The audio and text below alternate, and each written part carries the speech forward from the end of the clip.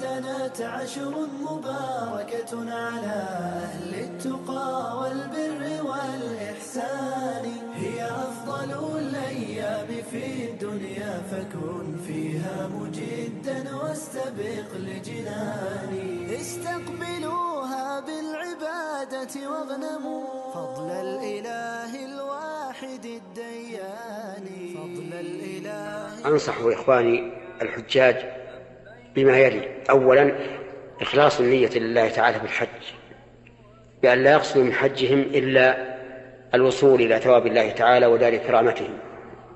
ثانيا الحرص التام على اتباع النبي صلى الله عليه وعلى آله وسلم في حجه، فإنه صلى الله عليه وعلى آله وسلم كان يقول: لتأخذوا عني مناسككم.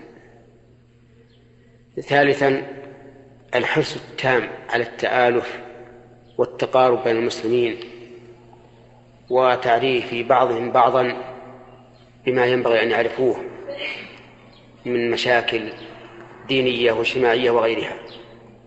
رابعا الرفق بالحجاج عند المشاعر، عند الطواف وعند السعي وعند رمي الجمرات وعند الدفع من مزدلفة ومن عرفة وغير ذلك.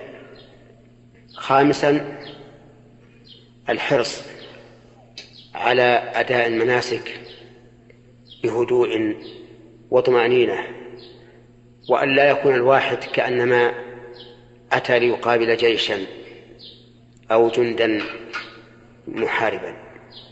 ويظهر ذلك عند رمي الجمرات، فإن الناس تجدهم مقبلين إلى الجمرات والواحد منهم ممتلئ غضبا وحنقا، وربما يتكلم بكلمات نابية لا تليق في غير هذا الموضع، فكيف بهذا الموضع؟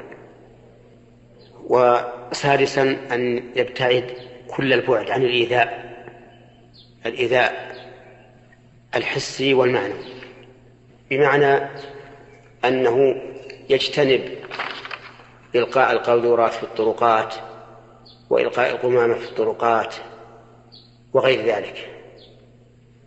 الإيذاء المعنوي أن يتجنب شرب الدخان مثلا بين أناس يكرهون ذلك، مع أن شرب الدخان محرم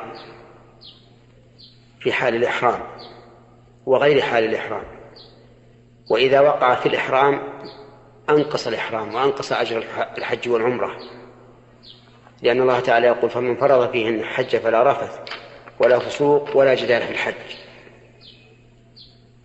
والدخان محرم، والإصرار عليه يؤدي إلى أن يكون كبيرة من الكبائر.